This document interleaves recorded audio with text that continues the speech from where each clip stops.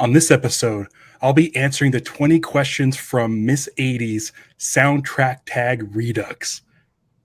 Let's cue the music.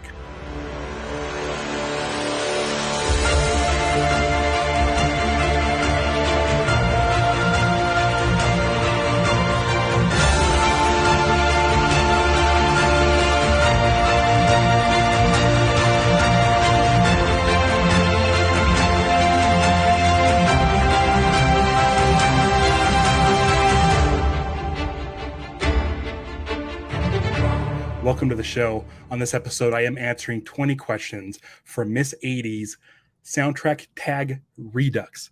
It's essentially 20 questions, and I got tagged by David from the Vinyl Score, also Mark from Popcorn and Vinyl, kind of, sort of. They didn't name me specifically, but they asked for more of these to get spread around, and I was there to pick it up. So this is what I'm doing. If you don't know, this is going to be great because this channel is new, so this will give you a chance to get to know me a little bit better. It is 20 questions about soundtrack collecting. And we're going to start off with the very first question on there. How many soundtracks do you own? Well, this is a tough one. According to my iTunes, I have 279 soundtracks. I don't even think that counts video game soundtracks. I have 617 score albums. And as far as vinyl goes, I don't know. I looked on Discogs. It said in my Discogs, I keep track of everything for some reason. And I have about, I think it said like 118 to 121, somewhere around there. If you look at that list, it doesn't include the 18 that come with like my Godzilla box set or the 8 that come with my Mandalorian box set. So it's a little bit tough to say how many. If you go by the IKEA cube shelving, I probably have around 150. And I feel like that sounds like a lot, but I've only been collecting for about 2 years now. So I don't know. It sounds like a lot. It seems like a lot. It also doesn't seem like it's enough, but that's how many I have. Question number 2, first soundtrack you ever bought? Actually, the first soundtrack I ever known was from my mom. I've brought it up several times. She got me a cassette of John Williams' Raiders of the Lost Ark. The first one I ever bought, though, myself, was me and my sister were given money and got permission to ride our bikes about, 2 miles to Licorice Pizza. There was a Licorice Pizza in the town I grew up in, Downey, California. We went there and I got Back to the Future. And I mostly got it for the Huey Lewis songs, but then fell in love with the instrumental score by Alan Silvestri. Question 3, most recent soundtrack purchase you added to your collection, new or used. Now, if you follow the channel and you're on YouTube, you know that my most recent unboxing was Fight Club. So I'm going to count that. I made a lot of purchases since then, and those are coming down the pipeline. But as far as in my hand, I have purchased this is now mine, is Fight Club by the Dust Brothers. Fantastic score. I highly recommend it. A little bit different than your average orchestral score, but it's one that I dig a lot, and I'm glad to have it in my collection. Question 4, what's your most listened to soundtrack? Now, this is an interesting one because what I did was I figured since I've only had my record player for about 2 years now, I'd go in and look at my iTunes and click my plays. And the one that I played the most is it's a cue from The Interpreter by James Newton Howard. I love that score. I don't know if that's a soundtrack that I've listened to the most as far as going and listening to the full soundtrack, but those tracks are the most listened to. There's a couple of tracks that I have in my sleep mix for when I go to bed. There's a couple of tracks that are in my favorite cues. I just have a track of like favorite cues that I could pop on and shuffle. And so The Interpreter gets a lot of play. Also, it's a great score. I highly recommend you checking out The Interpreter. I would love if Varice Sarabon went and released it on LP. I don't think they will because I don't think anybody remembers that movie, but check out the score. It's very, very good. If it's almost like an updated version of The Fugitive. It's like Fugitive with less 90s sounds in it. Question 5, best opening song to a soundtrack. Well, I'm not going to choose a song. I'm going to choose a cue because that's what I'm into. I'm into film score. So this is less of a soundtrack and more of a cue.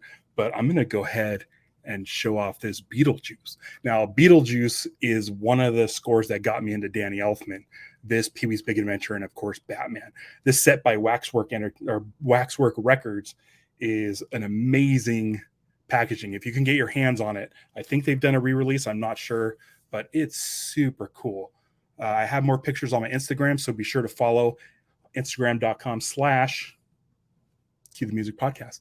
But yeah, this Beetlejuice track number 1, the Beetlejuice theme, is amazing, and it sets the mood for this movie. I love this score.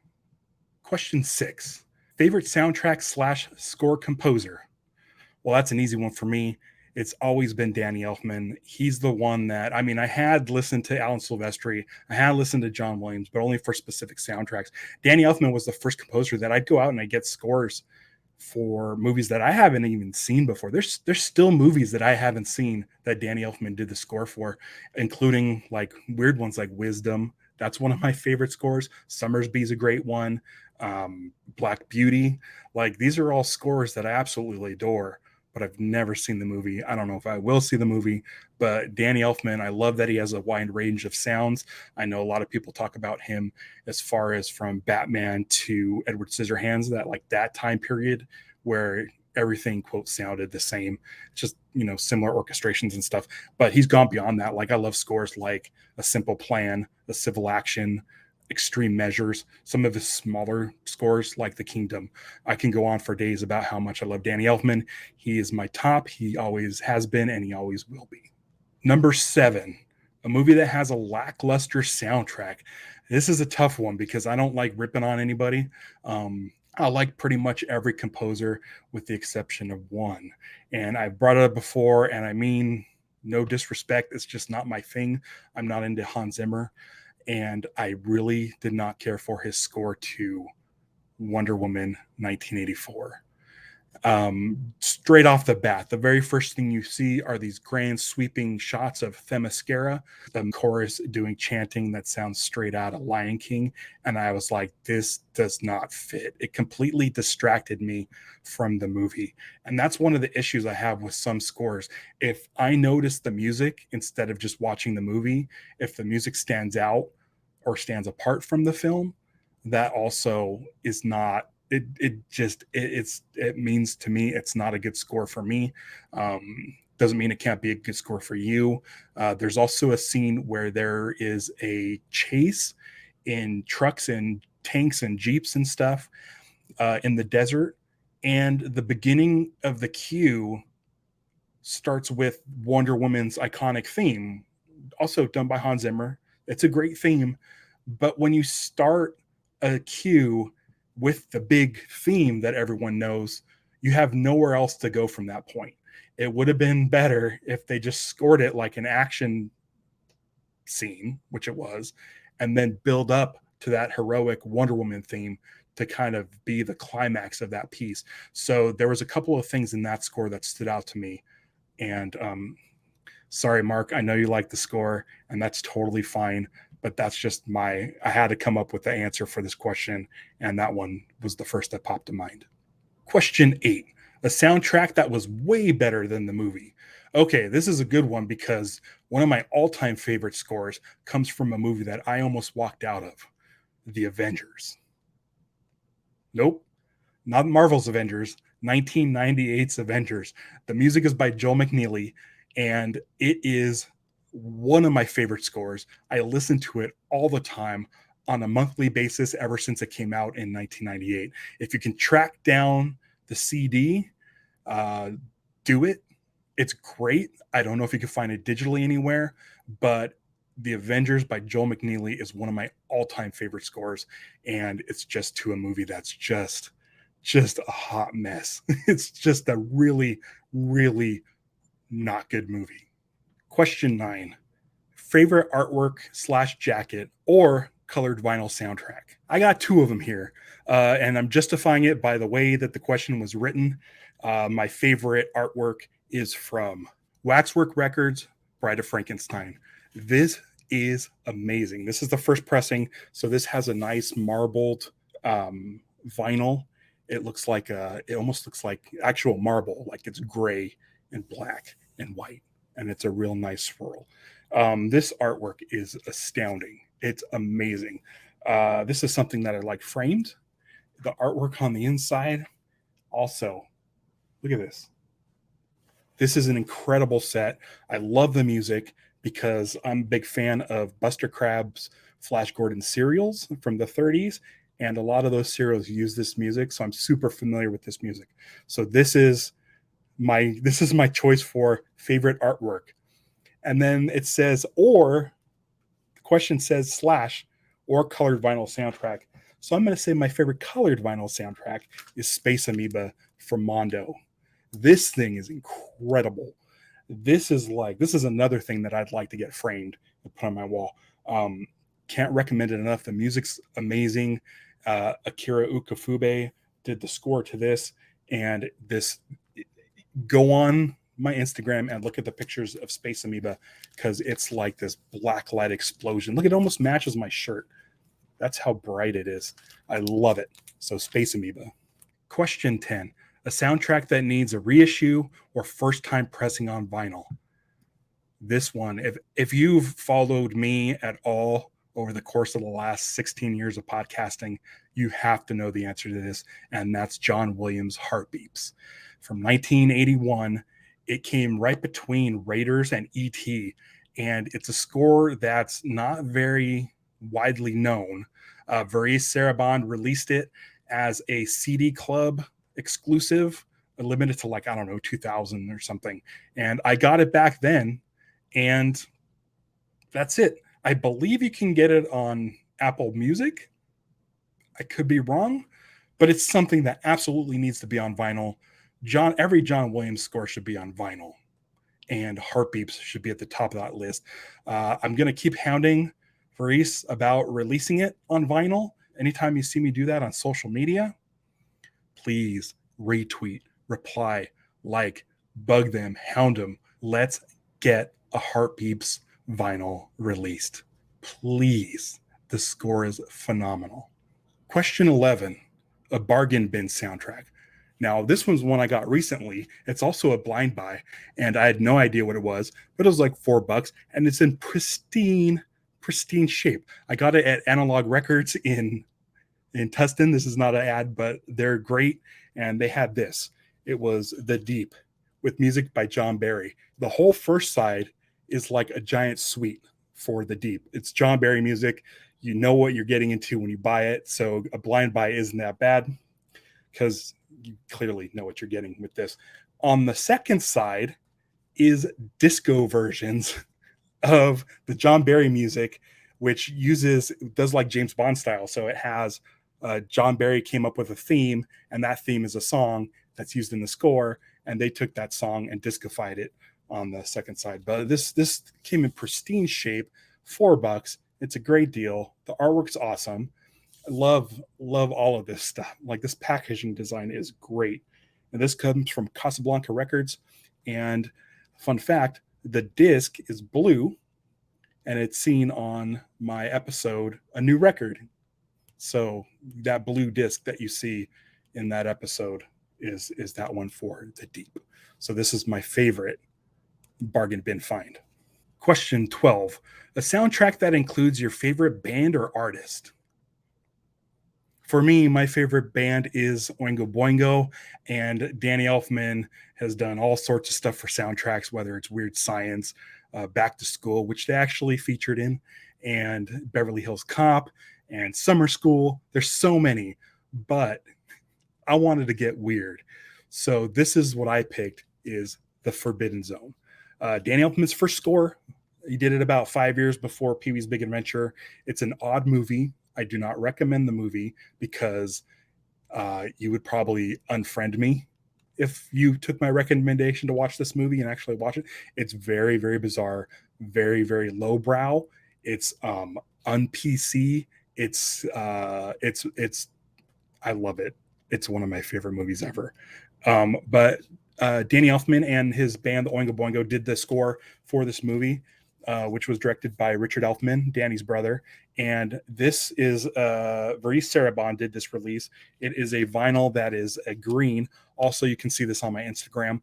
One of the things about this is that Varice Sarabande, Not sure how to pronounce it. Maybe you guys can somehow let me know in the comments below how to properly pronounce that company, Varese. The track list is wrong. So some of the songs that are listed on the track list aren't on the actual album. So it's a little bit odd. I would like a deluxe release of this with more music and the full track list. But this is a good version. If you like the movie, if you want to hear something different, if you want to get real deep into Danny Elfman's catalog, check out the Forbidden Zone. It doesn't sound like any Danny Elfman music. Maybe a little bit like Pee-wee, but maybe not. It's definitely a unique picture. And there's Danny Elfman right there. He's in the movie. He plays Satan. So that's what we're looking at with Forbidden Zone. Question 13. A soundtrack where an actor from the movie also performs a track on the album. That's interesting because they're not asking for a band. They're asking for an actor that performs the music. So I brought up this one. Valerian in the City of a Thousand Planets. I love this score. Alexander Desplat. Again, pronunciation, I don't know. But Cara Delevingne, who plays Laureline in the film, also has a track on here. And the track is called Feel Everything. And it's not a bad song. I kind of like it. I highly recommend this score, by the way. If you can get your hands on this album, definitely pick it up. It's from Idol Records. It's a 2-disc. It's a cool blue and a cool white vinyl that sort of matches this aesthetic. And it has one of my favorite things, pictures from the scoring session. Love to see it. Check it out. This is a fantastic score. I listen to it all the time. Question 14, a soundtrack where a band/artist actually performs in the movie. This one I could have gone with Danny Elfman because he performs in his group Oingo Boingo and does the score to Back to School. But I've already talked about Back to School a little bit, and I don't want to get into a whole thing where the Back to School soundtrack is always paired up with Pee-wee's Big Adventure, therefore allowing less music from the Pee-wee's Big Adventure soundtrack to be available on vinyl. Varese, let's get a Pee-wee only soundtrack on vinyl, both sides. We're coming up on an anniversary in a couple years. Let's make it happen. Let's get a really nice deluxe Pee-wee's Big Adventure soundtrack on vinyl. But I digress. This is Tron Legacy by Daft Punk. This is from Mondo. And if you haven't seen it, then you must live under a rock. This thing is amazing. This is a great set. Daft Punk appears in the film. And I want to say, are they the gatefold? They are the gatefold. So here's Daft Punk as seen performing End of Line in Tron Legacy.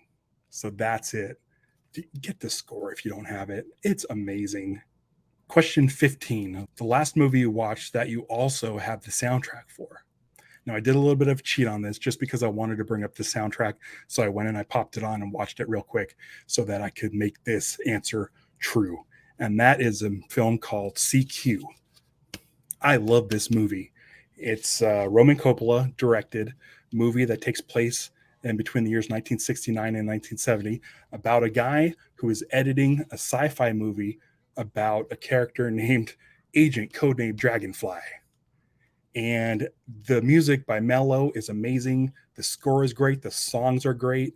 I have this on CD, wore the CD out, have it ripped it digitally, still had to buy the vinyl, got it on Discogs, didn't realize it only had one of 2 discs. So I'm missing a disc. So this is incomplete and it's an import. So I'm going to have to try to get my hands on both discs of this Mellow CQ. It's probably available on Apple Music or other digital streaming platforms. Check it out. Question 16, a record store day soundtrack/score.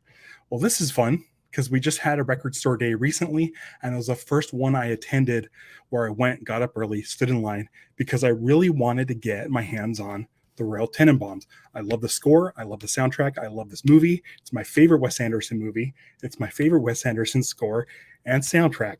So I had to get it. So I got up early, bright and early at 4 a.m., went to Analog Records and picked up this record. I've gotten other record store day records before, including The Life Aquatic, which I love. It's a very, very, very close second. But since this was so recent, I felt like this would be the best one to showcase here. And it's a really nice looking album. I highly recommend getting this. But yeah, this is the most recent and my favorite record store day find. Question 17. A soundtrack from the year you were born. This was a tough one because I love Close Encounters, but there's no way I couldn't pick the original Star Wars by John Williams. This thing is cool, and it's so. I can't do anything about this. It just leaves fingerprints. This box set's pretty great. It has a little hologram feel where you've seen the spinning Death Star and Millennium Falcon. But I mean, how could I not pick Star Wars? This could have been the answer to a ton of these questions, including best opening song, favorite composer. Like, it had to be Star Wars. I had to talk about it at least once. Question 18. A soundtrack / score blind buy. I'll actually do a lot of blind buys, and this is the one I decided to pick because I like the artist, and that's usually how I do blind buys, is because I like the artist. And this is Exode by Les Matos, and this is from Mondo Death Waltz. It is a really cool album from a web series, which I haven't seen the web series, and I didn't listen to the music before I bought it, but it's this cool sort of gold record that looks really neat. And I believe you can also see this on my Instagram at instagram.com/cue the music podcast. This score is great. I really like it. Highly recommend it. You could probably find it on Apple Music or anywhere else where you're streaming music.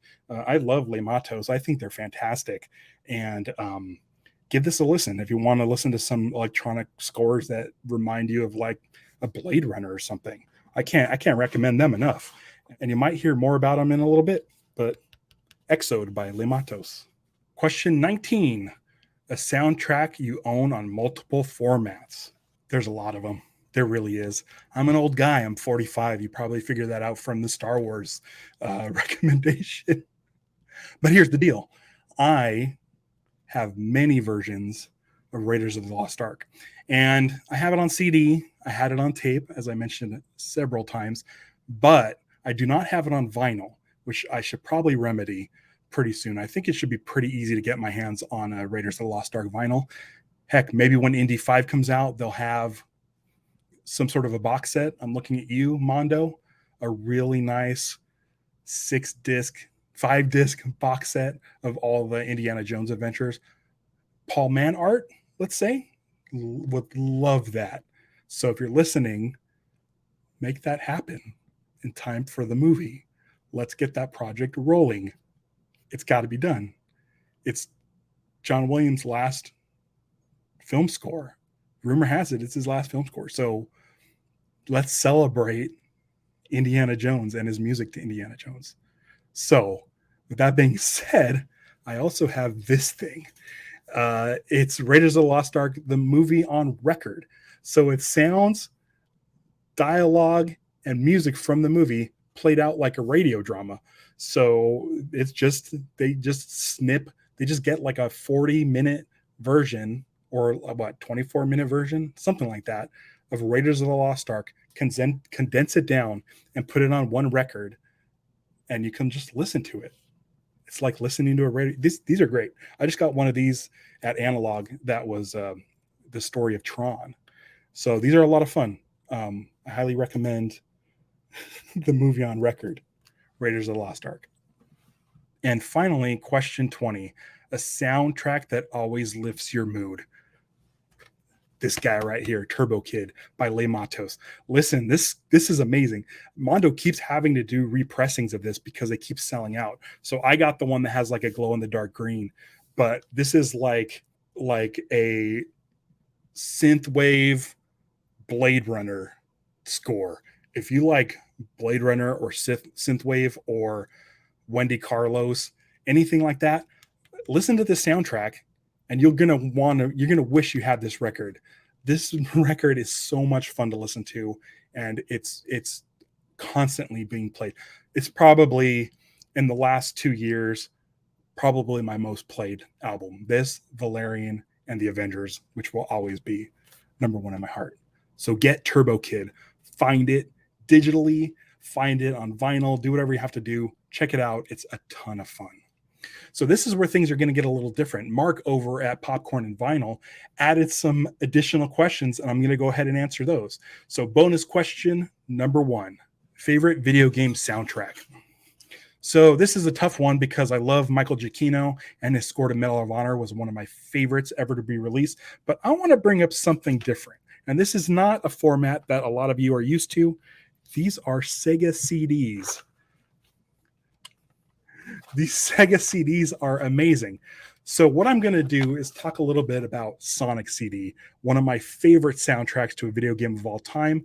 I could have easily picked, I think actually my favorite soundtrack for a video game of all time is Streets of Rage 2, which I believe Mondo released a LP of, and I need to get that. But right now, I want to talk about Sega CDs. So first up, Sonic CD.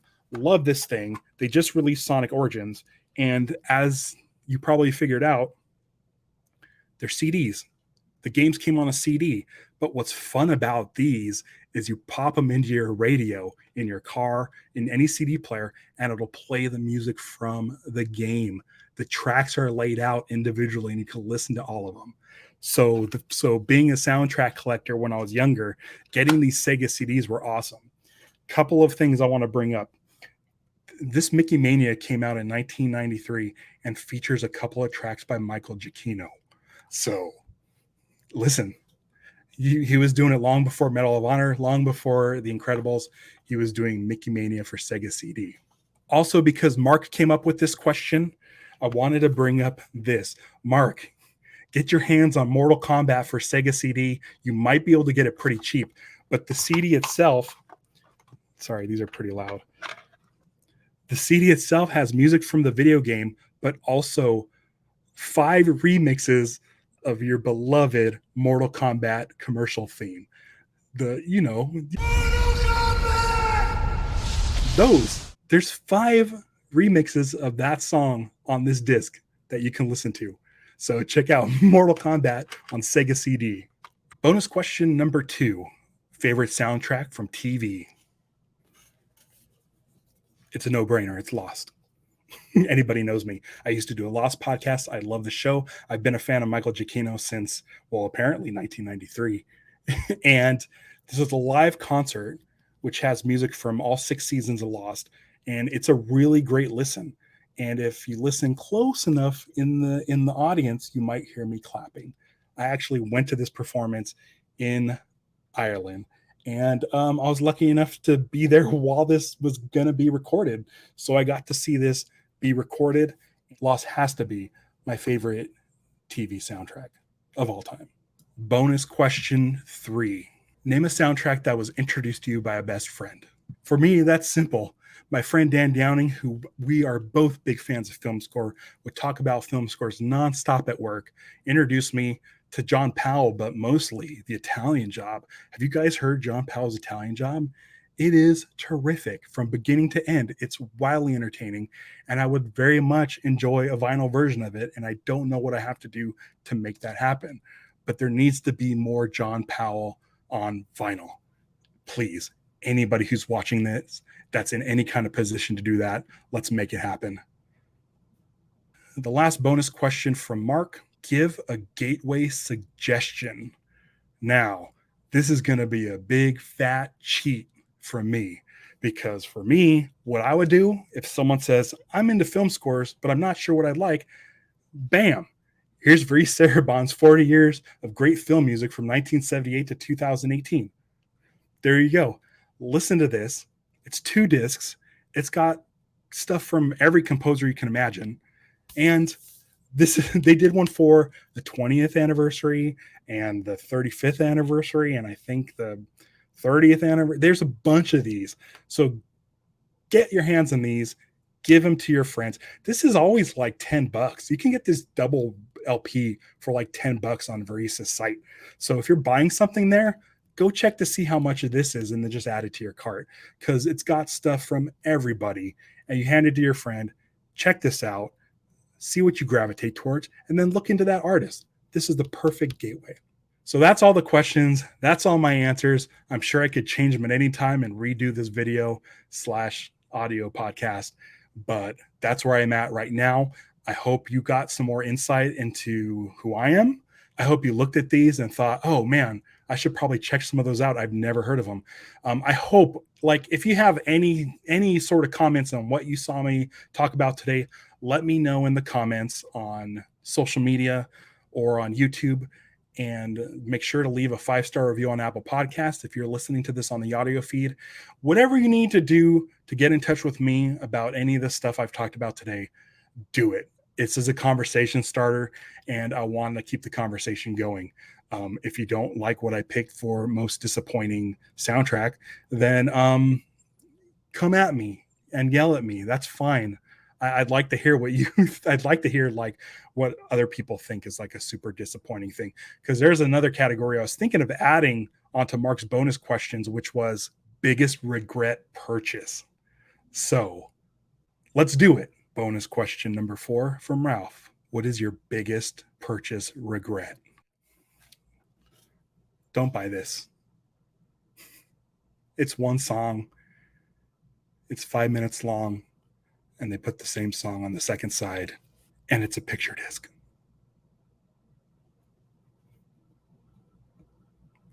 Don't buy this. Thanks for joining me. I'll have some unboxing soon on YouTube and some more regular episodes coming to you. Until then, thank you for following Cue the Music on social media at Cue the Music Podcast on Facebook, Instagram, and at Cue the Music on Twitter. Till next time, I'll catch you on the flip side.